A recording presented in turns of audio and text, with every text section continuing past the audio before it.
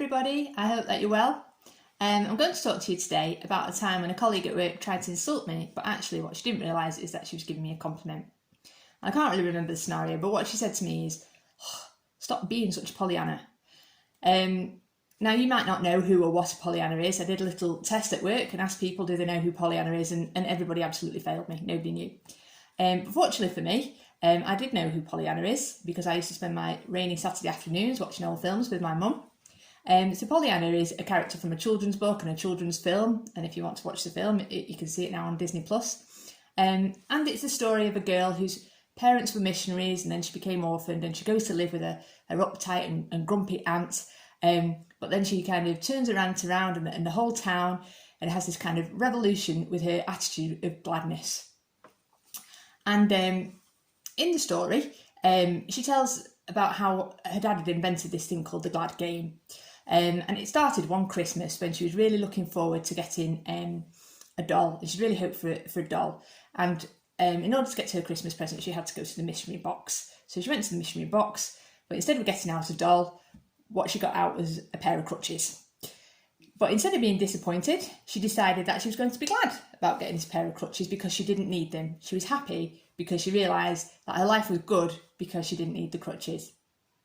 But since that book and that film, and over time, the term Pollyanna has been used to be negative, and to describe somebody who's overly optimistic.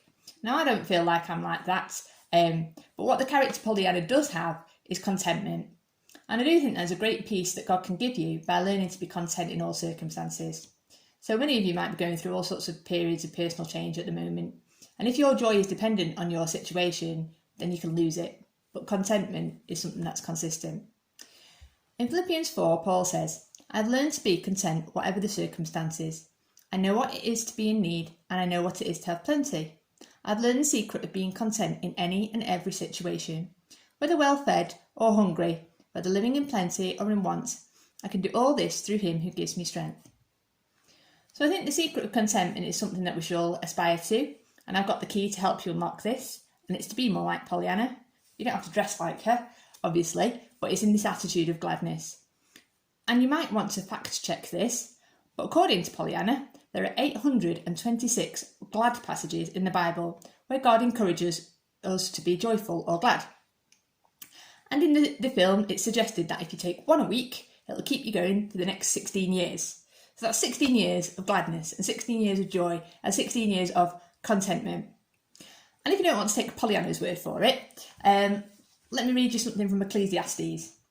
It says, so I commend the enjoyment of life, because nothing is better for a man under the sun than to eat and drink and be glad. Then joy will accompany him in his work all the days of life that God has given him under the sun. So I just want to encourage you to be glad, to be joyful, to be content, and to be more like Pollyanna.